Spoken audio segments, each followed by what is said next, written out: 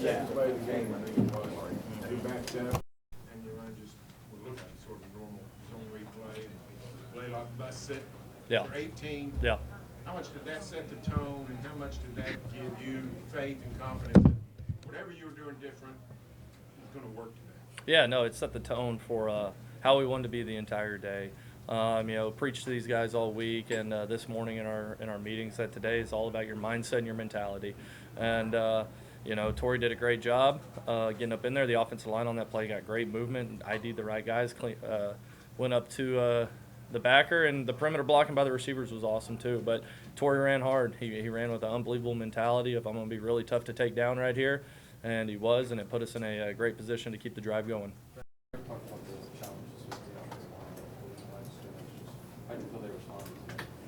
Yeah, I mean, the cool thing about football, and I mean life in general, but football is that it's a never-ending response to the good and to the bad. You look back a week ago, we didn't play the way we wanted to, and not just them, but I think everyone would say that. We didn't play to our standard that we have, and they took it personal. They did a great job of having great humility and taking the coaching that needed to be given to them, and they responded, and they just kept responding every play today, whether it was good, whether it was bad. I mean, they truly moved on to the next play, and again, I preached mindset and mentality. That's all I preached this morning. Yeah, not even a whole lot of schematics, just mindset and mentality, and they went out there and they answered the call. And what do you think of just the way that John played today? I felt like his decision making, his seeing the field was a lot better than I thought he was really sharp today. I thought his eyes were great. I thought the decisions that he made to where the ball should go was really, really well and on point. His feet were great. I'm just proud of him and the response that he had. It's really easy to feel sorry for yourself, and he didn't do that. If he felt sorry for anything, he felt sorry for his teammates, because he really felt like he let them down. And the way that he was this entire week, his process, his preparation, his leadership, it was really good to see. And it was a really pivotal moment, I think, in his football playing career. But today, I mean, he was clean, did what winning requires. At the end of the day, he did what winning requires, and everything else kind of followed suit. What about for you, I guess, personally? This past week's probably the first time you've had maybe some criticism come your way. How do you feel like you handled that game plan that you were able to put together this week? Criticism come my way? Yeah. You think it's the first time? That ain't the first time I've ever. But I wouldn't have even known. I didn't look into anything. I mean, I tell the players, don't listen to the outside noise. So I better be following my own instruction there. I just took it as a week that look at what we can get better, demand what we can get better at, and the same for the players that it is for me. So what could I get better at? And ultimately, it doesn't change. Put these guys in position to be successful. Give them the tools to be successful, and that comes with scheme, that comes with technique, and that comes with mindset. And so that was the big focus this week from myself. That was the big focus this week from the offense, and we got to keep on getting better.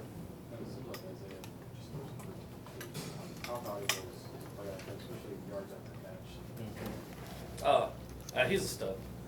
Isaiah's a stud. Someone who's really reliable, someone who a lot of people trust.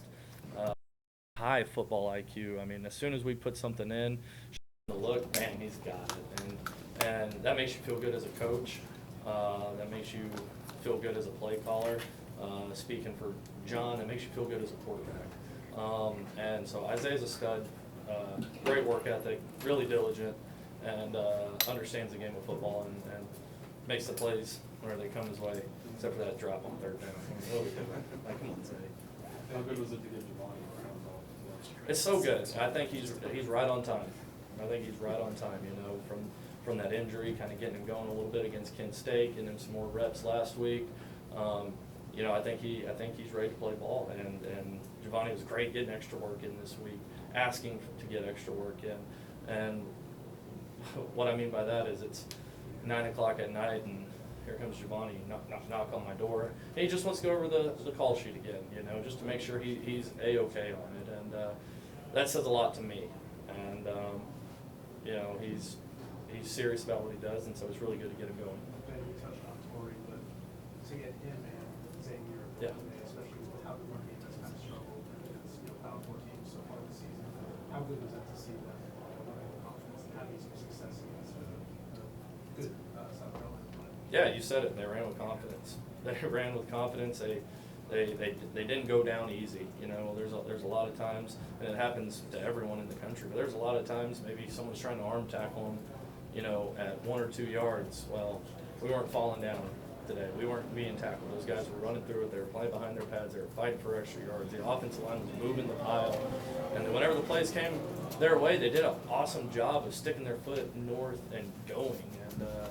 And I'm happy for those guys. It's a testament to the process that they've been putting in. That whole running back room has been putting in over the last 4 or 5 weeks, and you know, everybody sees that at the game, but I get to see that in practice, and so it's something that we can continue to build on. But I'm really proud of Torrey and X for how tough and physical they were today. Schematically, Ben, it looked like maybe you used more wideouts than usual. Did you do anything different today? I don't know if I necessarily did anything different. You know, I think each week is different. You know, just depending on what the game plan is, and you know, we're one guy kind of short in the wideout room that we normally have, so awesome opportunity for some other guys to get in there and show what they can do. And you know, me, I see the full lens of it, like Jermichael Carter getting in there and making a big time push crack block on a run play. I mean, that's every bit as sexy to me as like a 30-yard catch, you know what I mean? But that's who he is. He's tough and he's physical, and he loves blocking. And so being able to see him get in there and go do that, man, that's awesome. Go look at him on Torrey Blaylock's first touchdown run. It was awesome. Like, that's a big time play to me. So being able to see guys who consistently do that, go into the game and translate it from practice to the game, it really makes me happy, and it affirms their hard work. Did you wrap up last one? Did you know John could run like that? Yeah. We work it every week, guys. Hey, if it's on the call sheet, you better be able to execute it, all right? And so he punted it really well today. Pinned it on the one. It was cool. Did you ever do that at Washington State? No, I don't think so. I could be wrong. I think we had it in 1 week, but it never materialized. So I was really proud of him on that punt too. That's probably his highlight of the day right there. So all good. All right, Boomer.